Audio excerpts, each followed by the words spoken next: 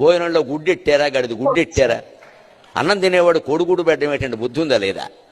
చదువుకోమని లేకపోతే వెళ్ళిపోమని చెప్పండి. ఫార్మేజ్ ఇన్ని ఇస్తే వాడు చదువుతాడా? శోభనం పెళ్లి కొడుకులో మంచం ఎక్కి కూర్చుంటాడు. గరికపాటి గారు పిల్లలకి ఎగ్ పెట్టాల్సిన అవసరం లేదు, భోజనం పెట్టాల్సిన అవసరం లేదు అంటున్నారు. కానీ మీకు కొన్ని నిజాలు తెలియాలి. ఈరోజు ఎగ్లో ఉండేది హై క్వాలిటీ ప్రోటీన్.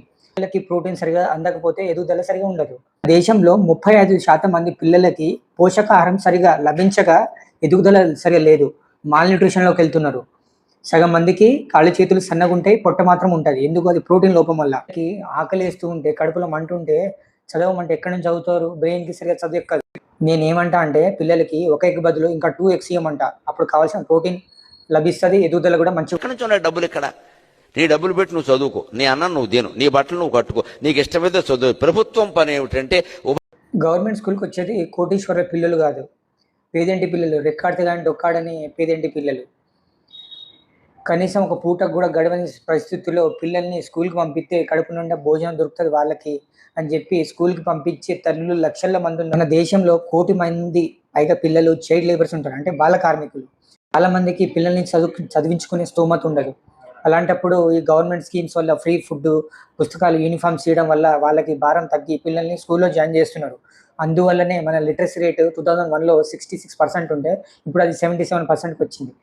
ఏమిటంటే ఉభయ తెలుగు రాష్ట్రాల పెద్దలందరూ వింటారు నా కెమెరా ద్వారా. కాబట్టి చెబుతున్నా, ప్రభుత్వం కర్తవ్యం. మీరు చెప్తే గవర్నమెంట్ వింటుంది కదా.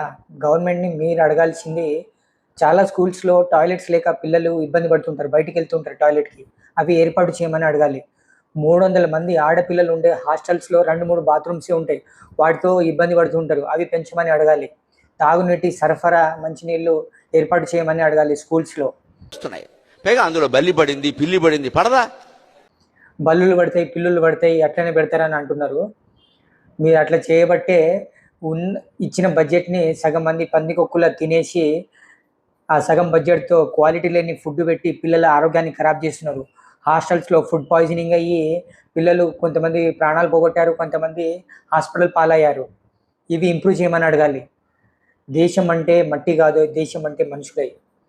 నేటి బాలలే రేపటి పౌరులు. పిల్లల ఆరోగ్యం మీద ఖర్చు చేసే ప్రతి రూపాయి అది దేశ భవిష్యత్తుకు పెట్టుబడి. పిల్లలు బాగుంటేనే ఆ జనరేషన్ కర్తవ్యం. బాగా చదువు చెప్పడం తప్ప పుస్తకాలు ఇవ్వడం, బట్టలు కుట్టించడం, అన్నం పెట్టడం కాదండి. ఆర్టికల్ 21 ఏం చెప్తుందంటే జీవితం గౌరవంతో బతకడం మన హక్కు. రైట్ టు ఎడ్యుకేషన్ యాక్ట్ అంటే విద్య అంటే పుస్తకాలు, భోజనము, అన్ని సౌకర్యాలు కలిగి ఉండడము. 2001లో సుప్రీంకోర్టు ఏం చెప్పిందంటే మధ్యాహ్నం భోజనం అనేది అది పిల్లల హక్కు.